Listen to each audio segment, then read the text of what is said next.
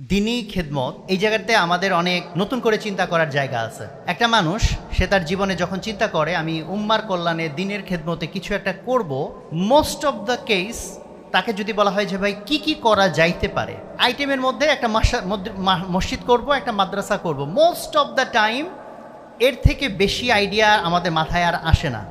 তো এটা নিয়ে তো কোনো সন্দেহ নাই, মসজিদ বানানো, মাদ্রাসা বানানো আলহামদুলিল্লাহ অনেক বড় নেকির কাজ, অনেক বড় সওয়াবের কাজ। সাথে এটা চিন্তা করা দরকার যে ওইটুকু দিয়েই উম্মার পুরা খেদমত পালন করা হয়ে গেল কি না। মসজিদ তো বানাইলাম, টাইলসও লাগাইলাম, এসিও লাগাইলাম, কিন্তু কাতার যে ফজরের ওয়াক্তে এক কাতারও ভরে না, উম্মার সেই প্রবলেমটাও যে একটা সলভ করার মতো প্রবলেম, সেটাও তো ভাবা দরকার।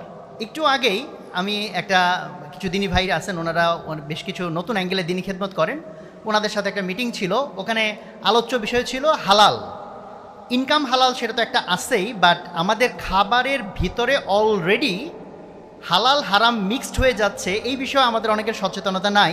ইভেন বাচ্চাদেরকে আমরা যেসব চিপস বা চকলেট কিনে দেই তার মধ্যে অলরেডি অনেকগুলা যে হালাল না, এইটা কিন্তু অনেকের আমাদের মাথায় নাই যে ভাই মুসলমানের দেশ, 92% মুসলমান, এখানে আবার হালাল হারাম খোঁজার যে বিষয় আছে আমরা কিন্তু এটা অ্যাওয়্যারও না। অলরেডি বাংলাদেশে বিক্রি হয় বেশ পপুলার চিপস, শরিয়ার দিক থেকে হারাম, আমি একাধিক আলেম থেকে কনফার্ম হয়েছি। বা আরেকজন আমাকে একটা তথ্য দিলেন, বললেন যে যে মুরগিগুলো জবাই করা হয় বাজারে তার বেশিরভাগ অংশ বিসমিল্লাহ ছাড়াই জবাই করা হয়।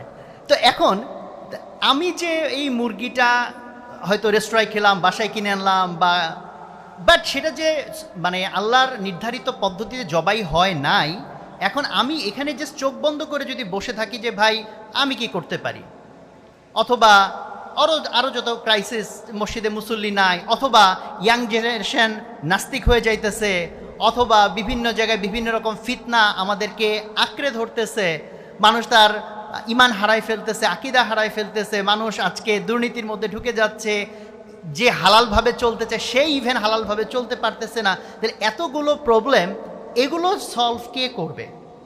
এবং এই জন্য এই ধরনের ইনিশিয়েটিভ, ক্রিয়েটিভ ওয়েতে চিন্তা করা, যে চিন্তার মাধ্যমে যে ক্রিয়েটিভিটির জন্য ক্রিয়েটিভিটি না, দ্যাট ইজ উম্মার যেসব প্রবলেমগুলো আনঅ্যাড্রেস থেকে যাচ্ছে সেই জায়গাগুলোতে কাজ করার জন্য সবার একটা চিন্তা ফিকির থাকা, আর অ্যাটলিস্ট আমি নিজে চিন্তা না করলে যারা এই ধরনের চিন্তা করতে চাচ্ছে বা করতেছে তাদের সাহায্যে এগিয়ে আসা। উম্মার আজকে যত ক্রাইসিস, এটার ভিতরে যদি ঢোকা হয় তাহলে করার মতো এত জিনিস আছে। যেমন একটু আগে আমি যে কথাটা বলতেছিলাম, এক্সাম্পলটা, যে মুরগি জবাই করা হচ্ছে বা জবাই করা হচ্ছে, গরু জবাই করা হচ্ছে বিসমিল্লাহ বলা ছাড়াই।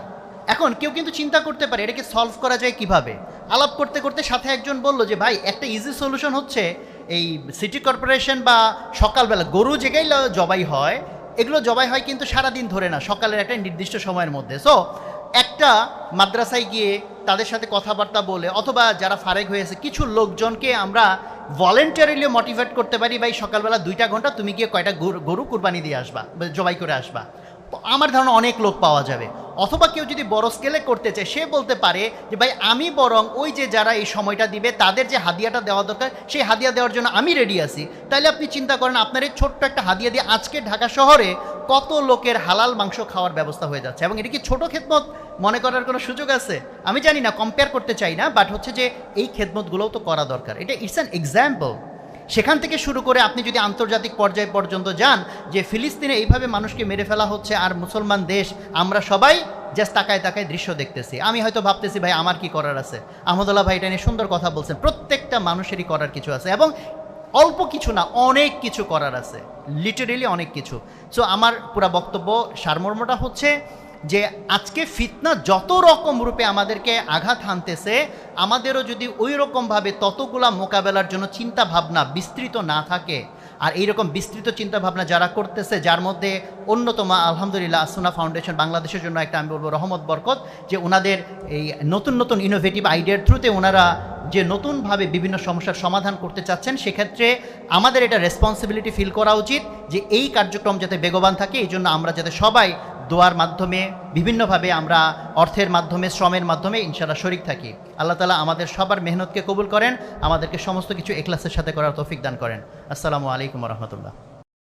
আসুন্নাহ ফাউন্ডেশন, উম্মার স্বার্থে, সুন্নাহর সাথে।